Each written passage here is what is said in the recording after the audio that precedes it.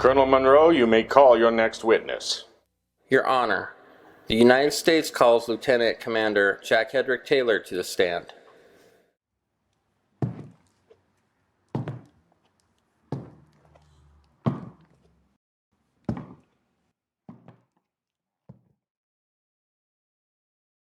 Please raise your right hand. Do you promise that your testimony will be the truth, the whole truth, and nothing but the truth, so help you God? I do. Please be seated, Commander Taylor. You may conduct your direct examination, Colonel. Thank you, Your Honor. Will you please state your name and rank for the court? Jack Hedrick Taylor, Lieutenant Commander, United States Navy Reserve. How long have you been a member of the Navy Reserve? For about 17 years. I was initially commissioned as Lieutenant Junior Grade through ROTC. I was activated in December 1941. What was your original duty assignment in the Reserve? I was a dentist, specializing in orthodontics, as in my civilian life. Commander Taylor, what is your current assignment? I'm currently assigned to the JAG Special War Crimes Prosecution Unit, where I already testified at the Nuremberg War Crimes trials. Is there any particular reason for this assignment? Yes, sir. I was a POW, but was incarcerated by the Nazis at Mauthausen concentration camp. And now my assignment is to assist in the prosecution of Axis war criminals. Before I ask you specific questions about your existence and conditions at Mauthausen, could you please tell the court a bit about yourself? Yes, sir. My family moved from Kansas to California when I was 3. When my father was a dentist in Hollywood, I decided to follow in his footsteps and received an undergraduate degree in biology. My postgraduate studies resulted in my matriculation from UCLA School of Dentistry. I then joined my dad's orthodontic practice. How did you enter active military duty?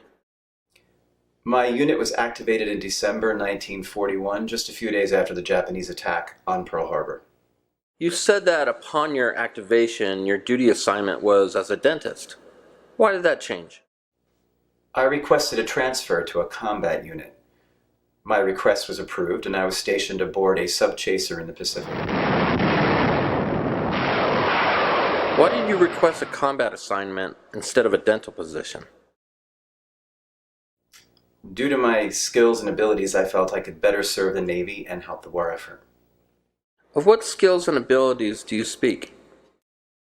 I'm experienced in navigating and sailing small and medium-sized boats, and am blessed with being an exceptional swimmer. I participated in 5 solo sailing runs from California to Hawaii, among other voyages. I hold a pilot license and have extensive experience in small arms and explosives. When activated to military service, how was your health? I was in great health. Very physically fit. Well, even though I was no spring chicken, I performed in the top 1% of the U.S. Navy fitness test. Did you serve on the subchaser throughout the war? No, sir. I was recruited by the OSS for assignment to a new specialized unit. I was stationed in a secret training location.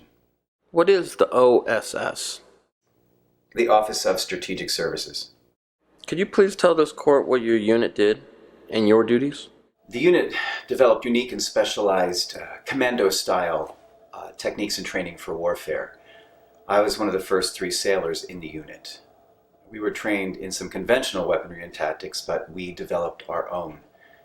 We constructed and tested underwater breathing apparatuses, developed combat swimming gear and tactics, and also worked out the details for combat assaults and explosives detonation. Within the unit, did you and the other 2 sailors acquire a unique nickname? Yes, sir. We became humorously referred to as frogmen due to our appearance when wearing our specialized gear. When wearing our goggles and swim footwear known as fins, we resembled frogs. What happened after your training was completed? They shipped me out to Turkey in June of 1943. We had a base on the Mediterranean coast, and my unit was called the OSS Maritime Unit. I began to conduct secret missions either alone or with a very small team. What did you do on these missions? I sailed small watercraft from our base on the Mediterranean coast into enemy-controlled areas in Albania, Greece, and Yugoslavia. From the base, I would transport small arms, ammunitions, explosives, gold coins, and other items to the local resistance organizations. After offloading my cargo, I would generally take possession of whatever intelligence the partisans had available.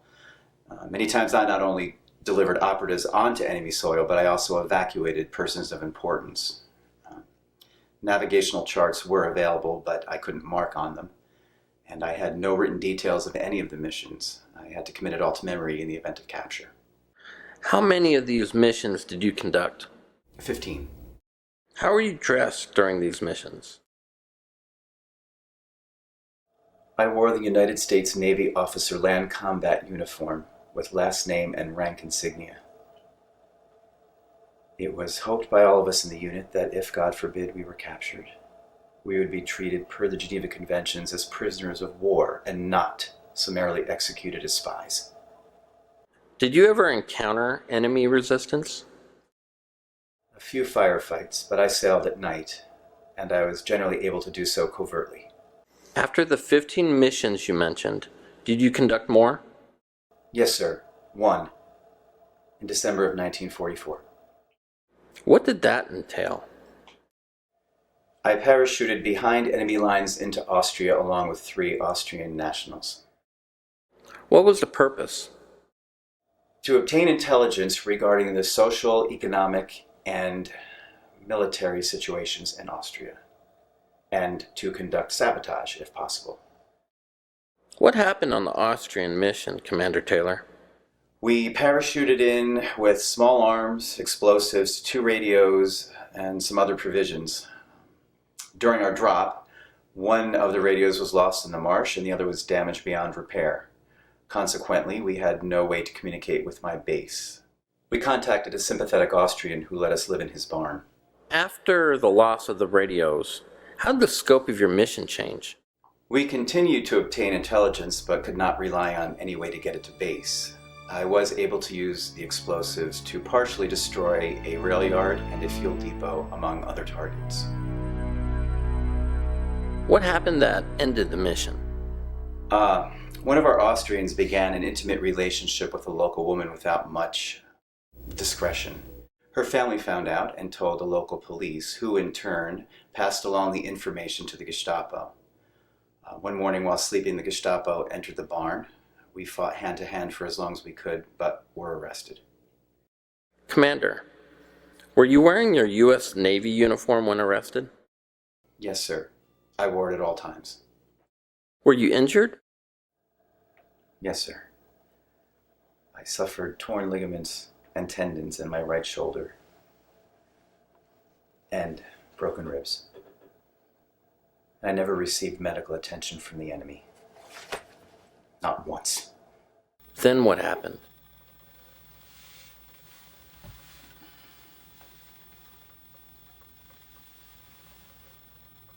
The Gestapo took me and the 3 partisans to their local headquarters where they beat and interrogated me for 3 days straight.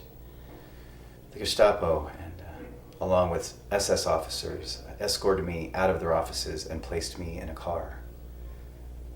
As I looked out the window, I saw an SS officer take his pistol out and kill the kneeling partisans by shooting them point blank in the head.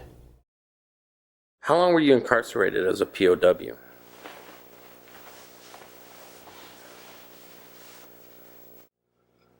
2 months. After 2 months, were you taken elsewhere?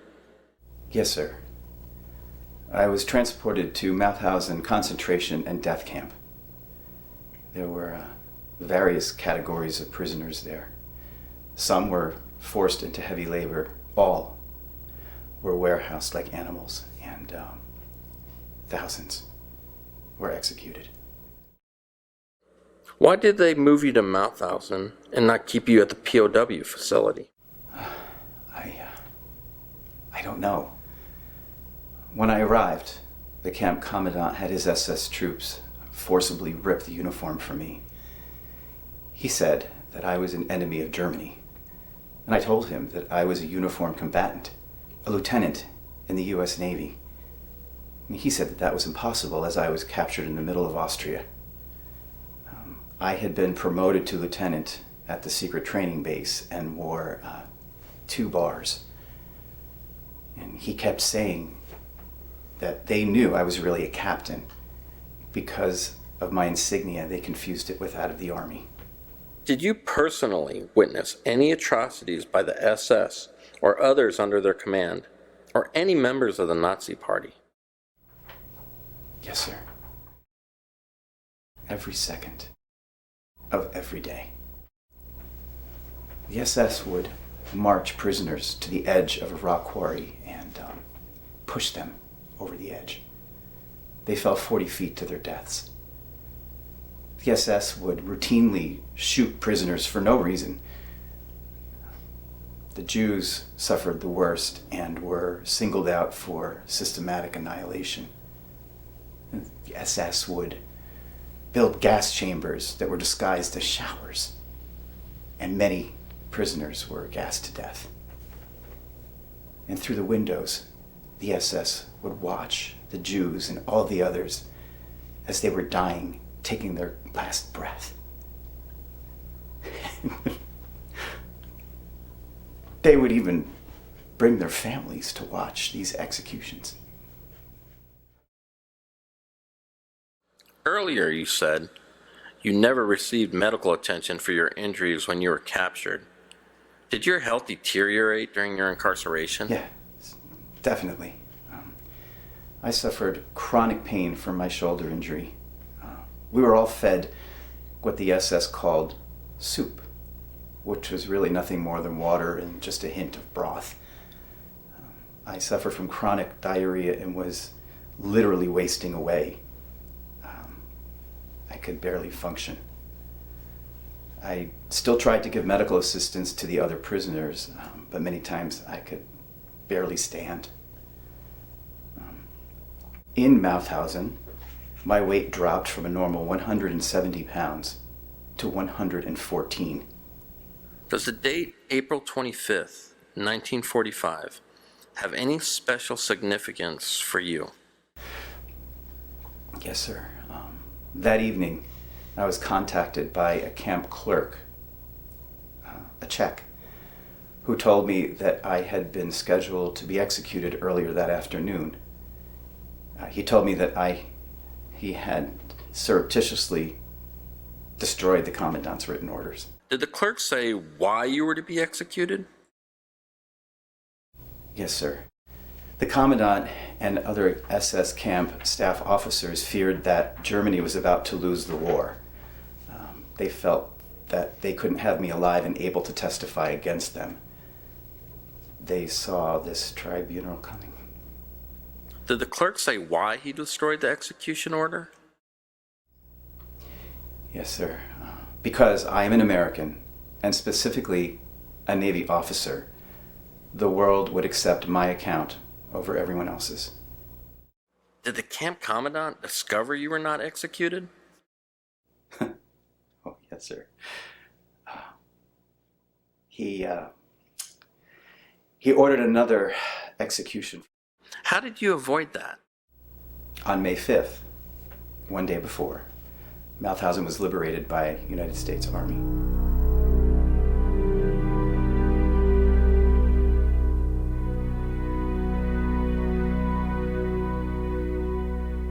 Commander Taylor, do you recognize these ledgers and documents I am holding? Yes, sir, I do. They are documentation of all the executions carried out at Mauthausen. How do you recognize them? The SS fled Mauthausen, relinquishing prison control to Austrian Nazi collaborators. I retrieved the ledgers and papers from the commandant's office, hid them, and then turned them over to U.S. Army intelligence officers. Commander, at times this morning, it appears that you have favored your right shoulder. It still gives me pain, and it completely limits my sphere of mobility. Commander, were you awarded the Purple Heart? Yes, sir. What other awards have you received?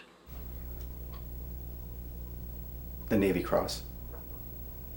I will have some more questions for you later concerning more specifics about the heinous activities of the Nazis, the SS, and their fellow conspirators.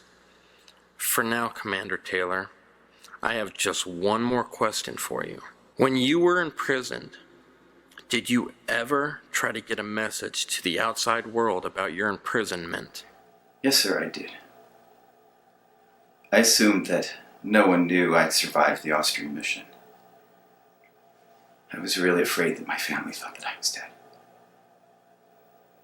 So, whenever I could speak with someone who was leaving the camp, I would hope, and I would pray, that they could pass along only 4 words. What 4 words?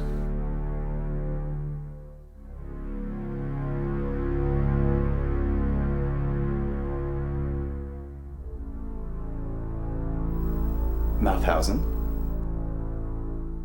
Jack, Taylor, lives.